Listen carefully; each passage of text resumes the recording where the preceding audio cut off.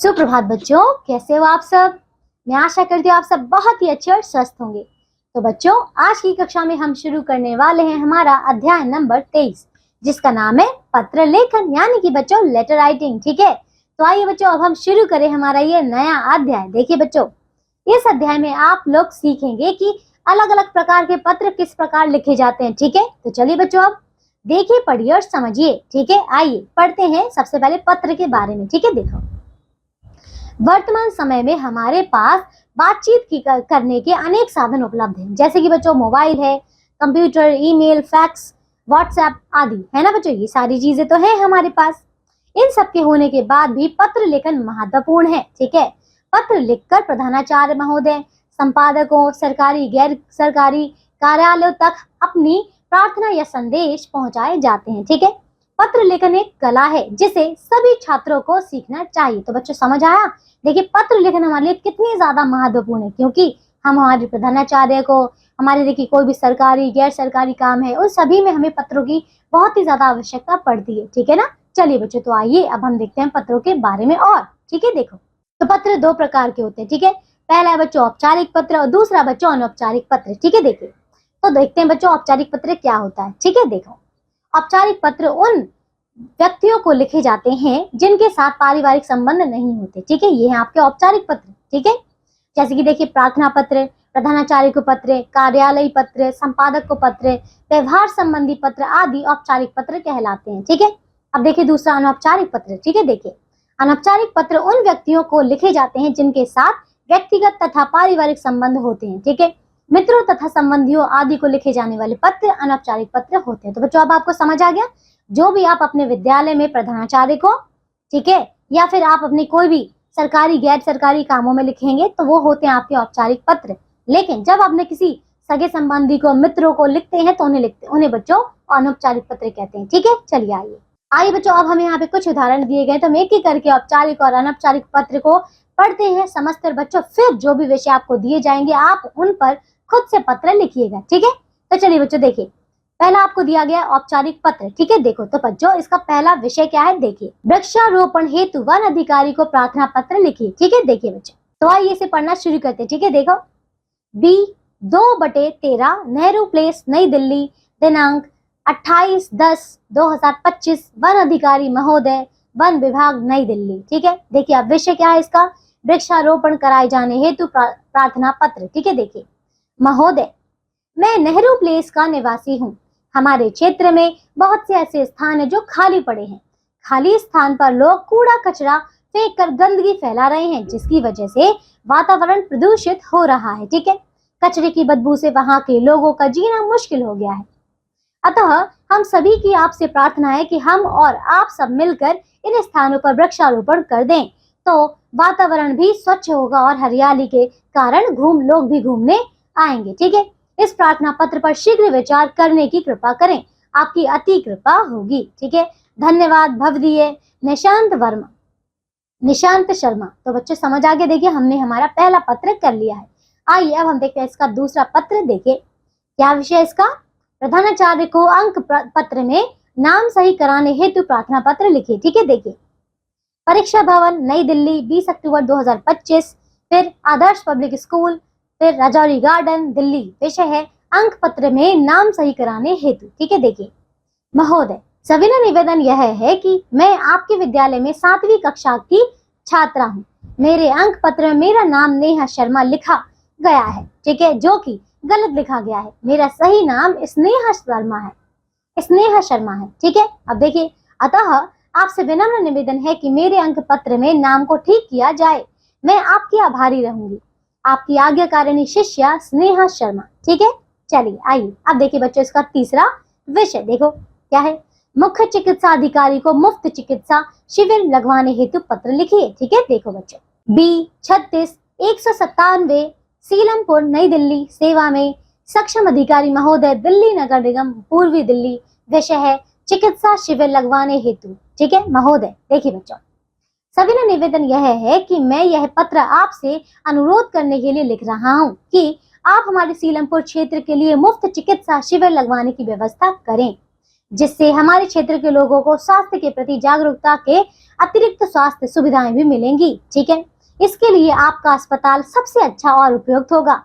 अतः आपसे दिनांक 8 अक्टूबर 2025 को प्रातः 10 बजे से साय 5 बजे तक चिकित्सा शिविर लगवाने की कृपा करें। आपकी अति कृपा होगी। धन्यवाद, भवदीय अनीश कुमार। ठीक है, चलिए बच्चों समझ आ गया। आइए देखिए, हमने औपचारिक पत्र कर लिए हैं। अब आइए अब हम करते हैं कुछ अनौपचारिक पत्र भी। ठीक है, देखो तो बच्चों देखिए, इसका पहला विषय क्या है। देखिए, विदेश यात्रा पर जाने वाले मित्र की मंगलमय यात्रा की कामना के लिए पत्र लिखना। ठीक है, देखिए आइए बच्चों से शुरू करते हैं। ठीक है, देखो 12 नेहरू नगर प्रयागराज दिनांक 3/6/2025। प्रिय मित्र अमित, सस्नेह नमस्ते। ठीक है, देखिए बच्चों, तुम्हारा पत्र अभी अभी प्राप्त हुआ। यह जानकर खुशी हुई कि तुम 15 मार्च को अमेरिका जा रहे हो। ठीक है, विदेश जाने का सपना तुम हमेशा से ही देखा करते थे। तुम्हारा सपना साकार होने जा रहा है। तुम्हारी इस अमेरिका यात्रा में मेरी अनेक शुभकामनाएं तुम्हारे साथ हैं। ईश्वर करे तुम्हारी यात्रा सफल हो। वहां जाकर मुझे पत्र लिखते रहना और अपने अमेरिका के निवास के अनुभवों से परिचित कराते रहना। ठीक है, फिर देखिए, मेरे मित्र अमित, इस बात का ध्यान रखना कि तुम भारतीय हो। अपनी सभ्यता और संस्कृति को मत भूलना। ठीक है, विदेशी प्रभाव तुम्हारे व्यवहार और स्वभाव को प्रभावित ना करे। ठीक है, फिर देखिए, तुम जैसे हो वैसे के वैसे ही लौटकर भारत वापस आना। मेरी ओर से हार्दिक शुभकामनाएं। ठीक है, तुम्हारा मित्र सौरभ। समझ आ गया बच्चों। चलिए आइए अब हम देखते हैं हमारा दूसरा विषय। ठीक है, देखो तो ये है, आपके चाचा जी ने नया घर लिया है। बधाई देते हुए पत्र लिखी। ठीक है, देखिए बच्चों, 3/6 राठौड़ नगर। ठीक है, राठौड़ नगर बीकानेर राजस्थान दिनांक 30/9/2025। आदरणीय चाचा जी, सादर प्रणाम। ठीक है, देखिए, मैं यहाँ कुशलता पूर्वक हूँ और ईश्वर से कामना करती हूँ कि आप भी सपरिवार कुशलता पूर्वक होंगे। ठीक है, कल ही माँ ने मुझे यह शुभ समाचार दिया कि आपने नया घर लिया है। इस समाचार को सुनकर मुझे अत्यंत प्रसन्नता हुई। यह सुनकर और अधिक प्रसन्नता हुई कि आपका घर शहर के प्रतिष्ठित क्षेत्र में है और आधुनिक सुख सुविधाओं से सुसज्जित है। ठीक है, अब देखिए, यह सब आपके परिश्रम व ईश्वर की कृपा से संभव हुआ है। ठीक है, मैं अंतर्मन से आपको बधाई देती हूँ। मैं माँ और पिताजी के साथ घर देखने शीघ्र आऊंगी। ठीक है, चाचा जी को प्रणाम तथा नीतू को प्यार दीजिएगा। ठीक है, आपकी भतीजी सुनैना। ठीक है ना। चलिए बच्चों, अब देखिए बच्चों, इसका तीसरा विषय क्या है। तो ये है बच्चों, अपने मित्र को गर्मी की छुट्टियों में अपने यहाँ आने का निमंत्रण देते हुए पत्र। ठीक है, देखिए बच्चों, कांति निवास B35 विजय कॉलोनी नई दिल्ली दिनांक 24 फरवरी 2025। प्रिय मित्र नरेश, नमस्ते। ठीक है, देखिए बच्चों, आशा है तुम पूर्णतः स्वस्थ और प्रसन्नचित्त होंगे तथा तुम्हारी छुट्टियां भी आरंभ हो चुकी होंगी। मुझे विश्वास है कि तुमने जिस परिश्रम और लगन से पढ़ाई की है उस कारण परीक्षा फल के बारे में तुम्हें कोई चिंता ना होगी। मित्र, गत वर्ष तुम्हारे आग्रह पर मैं गर्मी की छुट्टियों में तुम्हारे यहाँ आया था। इस बार मेरी तथा मेरे माता पिता की यह इच्छा है कि तुम गर्मी की छुट्टियां हमारे साथ बिताओ। ठीक है, तुम्हारे यहाँ आने पर मैं आगे की कार्यक्रम निश्चित करूंगा।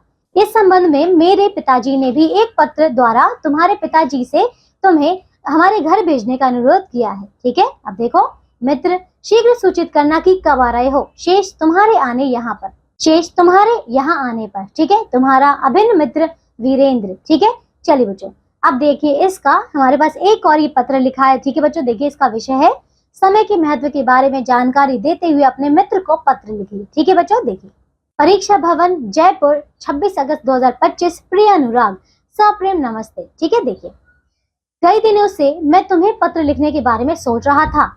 आज अवकाश में मुझे यह अवसर प्राप्त हो गया। ठीक है, देखिए मित्र, इस पत्र के माध्यम से मैं तुम्हें समय के महत्व के बारे में जानकारी दे रहा हूँ। समय अमूल्य है, इसकी कीमत का अंदाजा नहीं लगाया जा सकता। ठीक है, यह हमारे जीवन में अनेक प्रकार के सुअवसर उपलब्ध कराता है, इसलिए इस अवसर को नहीं चूकना चाहिए। ठीक है, जिसे समय की परख नहीं, उसका जीवन नष्ट हो जाता है। ठीक है, ऐसा समझकर हमें हर काम समय पर करने का प्रयास करना चाहिए। कुछ लोग आलस्य के कारण आज का काम कल पर टाल देते हैं, उन्हें बाद में पछताना पड़ता है। ठीक है, फिर देखिए, अन्य बातें बाद में करूंगा, मेरा यह पत्र तुम्हें कैसा लगा, जरूर उत्तर देना। ठीक है, तुम्हारा मित्र राजेश। तो चलिए बच्चों देखिए, ये अध्याय हमारा पूरा हो चुका है। इसमें हमने कई तरीके के जो पत्र हैं कर लिए है ना, औपचारिक भी और अनौपचारिक भी, है ना बच्चों। देखिए इसके आगे आपको अभ्यास कार्य दिया गया है, कुछ विषय दिए गए हैं, तो आप सभी बच्चे जो हैं अब इन विषयों पर अपने अपने पत्र लिखेंगे। ठीक है ना, बहुत ही स्पष्ट शब्दों में। ठीक है, चलिए बच्चों, मैं आशा करती हूँ कि अब आपको पत्र लिखना बहुत अच्छे से आ गया होगा। अब हम मिलेंगे बच्चों एक नई कक्षा में ऐसे ही नए अध्याय के साथ। तब तक के लिए आप सब अपना ध्यान रखिए और स्वस्थ रहिए। बाय बच्चों।